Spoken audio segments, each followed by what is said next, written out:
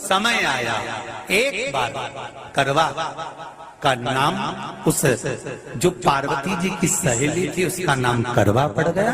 करवा पड़कर एक साधारण परिवार में उसका जन्म था। पति के साथ संग में रह रही थी। पति को थोड़ा शरीर में शिथिलता हो गई थी और वो शिथिलता को देखकर पति को लगी प्यास।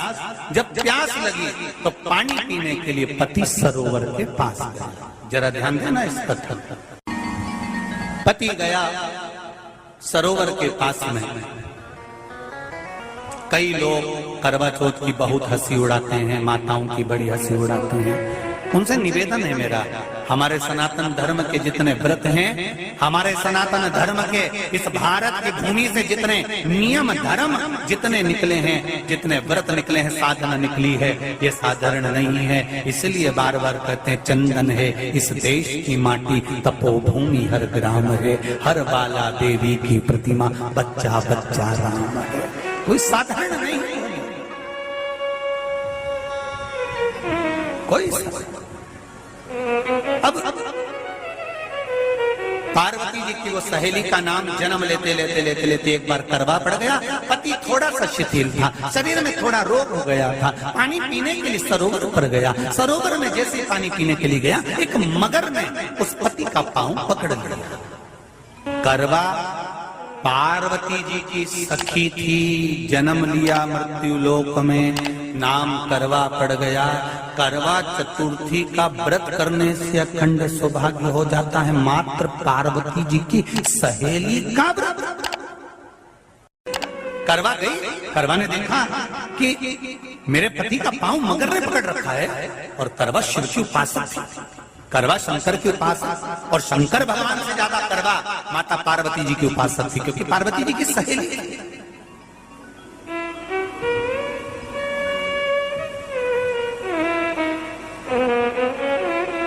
पति का पांव खींच कर मगर पानी में लेकर जा रहा था। करवा आराधना में लगी हुई थी। करवा ने मिट्टी का एक गोल भाग ही बनाया था, जिस पर पार्वती जी का जो नीचे का पीठी का होती है उस पर शिवलिंग रखा था। केवल नीचे का भाग का निर्माण ही करा था, और करवा के कानों में शब्द पड़ गया। करवा के कानों में शब्द पड़ गया, पति के चीखने की आवाज आई। करवा दौड़ पड़ी। ये तो कैलेंडर में छपा हुआ करवा चौथ का फोटो आने लगा, नहीं तो पहले नियम था दीवार पर बनाई जाती थी और वहां पूजन करी जाती थी।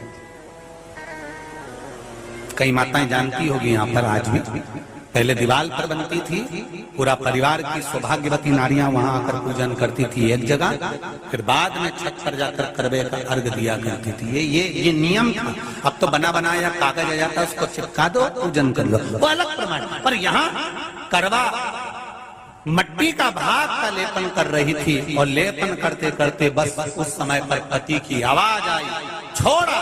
करवा भागी, और शिव आराधना में लगी हुई करवा, पार्वती की आराधना में लगी हुई करवा भाग कर गई। पति को देखा तो मगर खींच कर ले जा रहा था। करवा ने अपना चीर फाड़ा, फाड़ कर मगर की पूंछ को पकड़ कर खींचा, और कितना सात्विकता में बल होगा जरा विचार करना कि मगर को खींच कर वृक्ष के नीचे ले गई, और वृक्ष के नीचे नहीं जा पाई तो वहीं पर घाट के ऊपर घास लगी हुई थी। इसलिए आज भी करवा चौथ के व्रत में आपने देखा होगा कुछ सलाखें, कुछ घास आपको मिल जाती है। उससे एक घास से, मात्र एक घास, एक घास से उसने उस मगर को बांध दिया। मगर हिल नहीं पाया।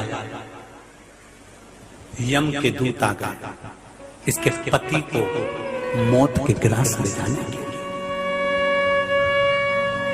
यम के दूत। करवा ने पूछा तुम कौन हो, कैसे आना हुआ? यमदूत कहते हैं तुम्हारे पति का आज अंतिम दिन है, अंतिम समय, अंतिम पल है, ये मरेगा। करवा कहती अगर मारना है तो इस मगर को मारो जिसने मेरे पति का पांव पकड़ रखा है। प्राण छोड़ना है तो इस मगर के छोड़िए, मेरे पति के तो प्राण आप ले जा नहीं सकते। करवा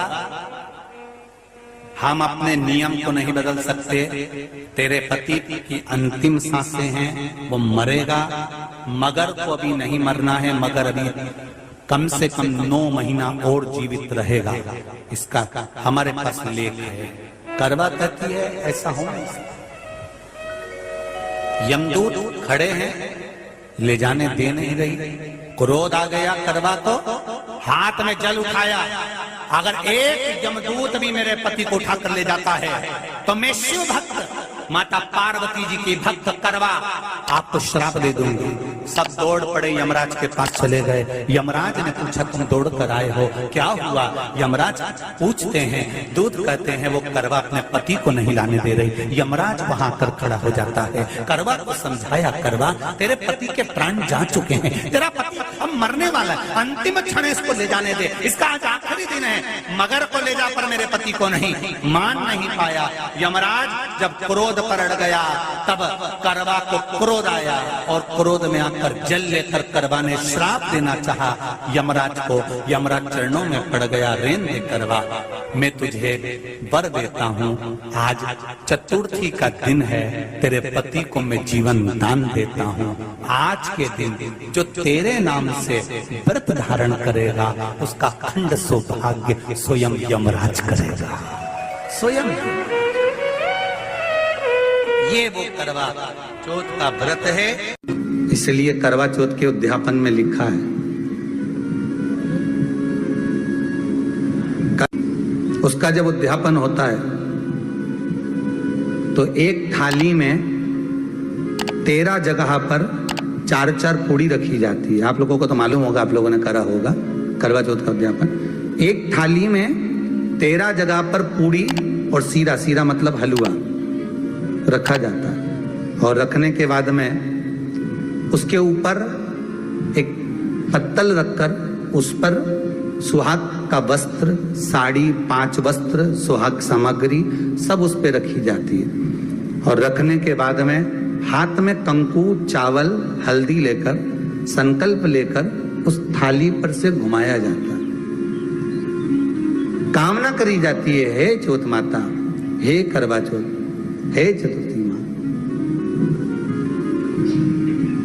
मेरे जीवन में मैंने आपका व्रत करा है, मेरे इस व्रत को स्वीकार करना, मेरा सौभाग्य का, मेरा मांग का सिंदूर, मेरी भाल की बिंदी, मेरे हाथ का चूड़ा, मेरी पाँव की बिछोड़ी, इसको अमर करना मां।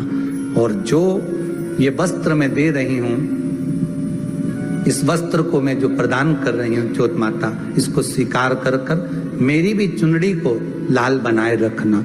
तब उस साड़ी को, उस वस्तु को, उस सामग्री को उठाकर घर की वृद्ध सास को, जो घर में सासू होती है, उसको दिया जाता है। सास नहीं हो तो किसी सौभाग्यवती नारी को दिया जाता है।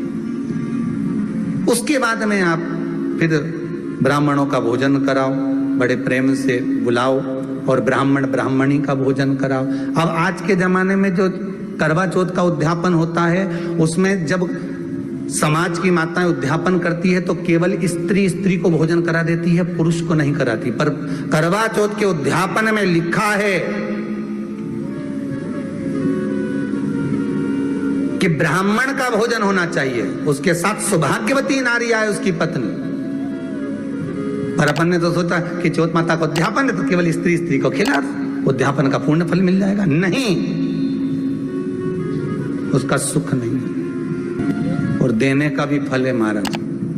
करवा चौथ का उद्यापन करो तो भोजन करने उसको बुलाओ जो अपने घर का हो, उसको उद्यापन में नहीं गिनो।